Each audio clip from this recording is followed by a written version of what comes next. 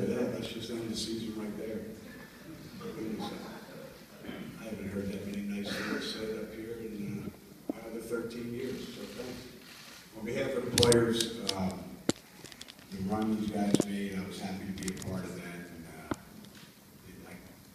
I couldn't have been around a better group of young men. I thought they handled everything real well, very proud of them. And now we got some work to do. Thank you, Coach. Go ahead and open up for questions. Let's go front left on the aisle. Well, over the last few seasons, you guys have kind of flown under the radar in preseason. Now, this year, you guys have been picked as the top dog in the conference. How do you guys handle that as the season begins? Well, it really doesn't affect when we're doing our transition defensive drills. I don't think my guys are thinking about that. Our guys live in the moment, or at least they're trying to, it appears that way.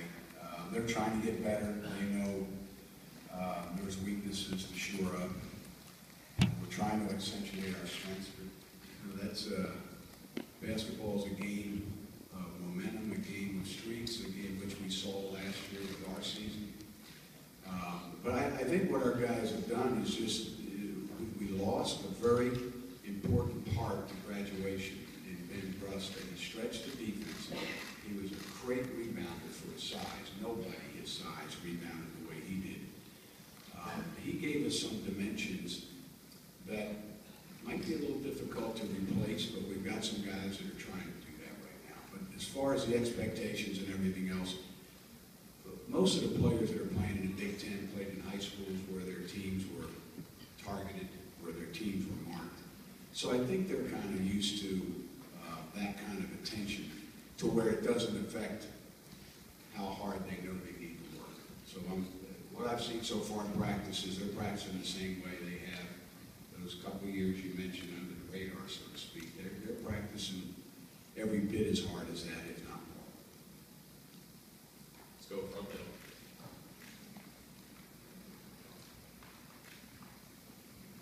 Hi, Coach. Sam Brief with Bucky's fifth quarter.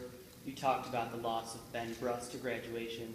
How much confidence do you have in underclassmen like Bronson Koenig and Nigel Hayes to pick up that production? Well, we're hoping for some surprises.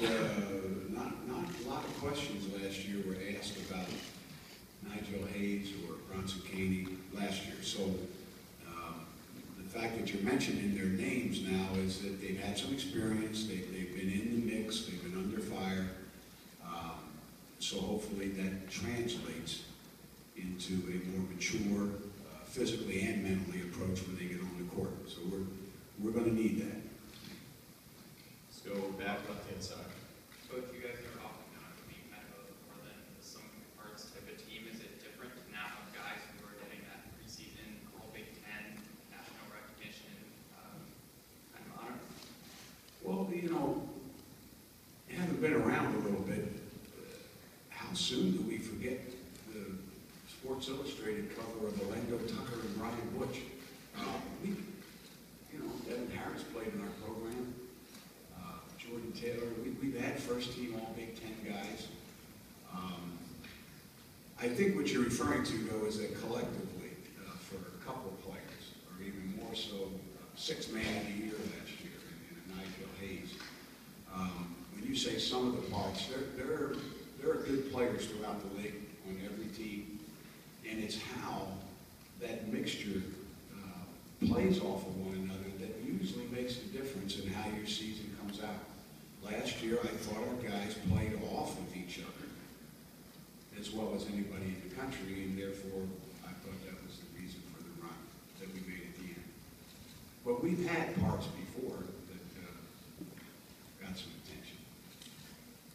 Let's go left-hand side in the middle. Bob Baptist, Columbus Dispatch. Back in the day when there were 11 teams in this conference, you were the one guy that said, let's play 20 games during the regular season and make it even. Now that there's 14 teams in the conference, does the 8 one place that you're going to have going forward, does it bother you? What's your opinion on it? Let's play 26. Ernie Banks said, let's play 2, didn't he? So, no. 20 would be great. Scheduling is so hard nowadays. said this before, so I'm not going to beat a drum here about scheduling, but to play the RPI teams in order to play where their RPIs will be at the time, to play 20 games in our league, I think it'd be great for the league. If we could squeeze it in, if we could do it. There's a lot of other factors. It's not like Mark Rudner sits up at night thinking, oh, good, let's see if we can't get 20 or 22 league games scheduled in here. I don't think he's looking at that. I think there's been some test runs and things.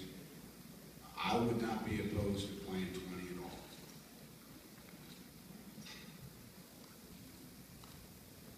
Any additional questions for Coach? Let's go front middle again.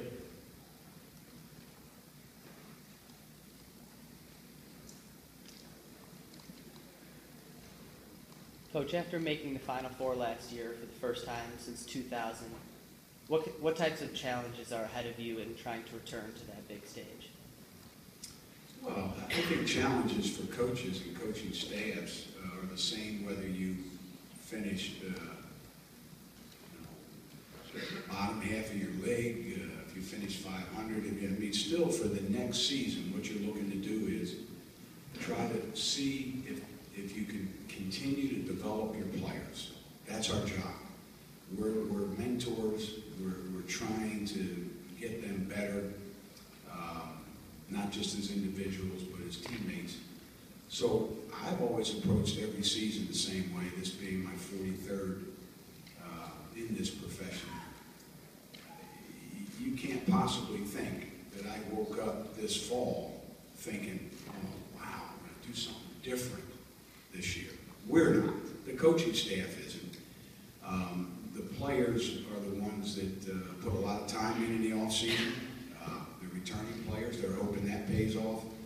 And that's all you can do. You can prepare, you train, take care of business in the classroom, you put yourself in a position to be successful. And then, let's play. The conversation is great. And that's what everybody in this room is involved with, conversation about our teams. And it's great because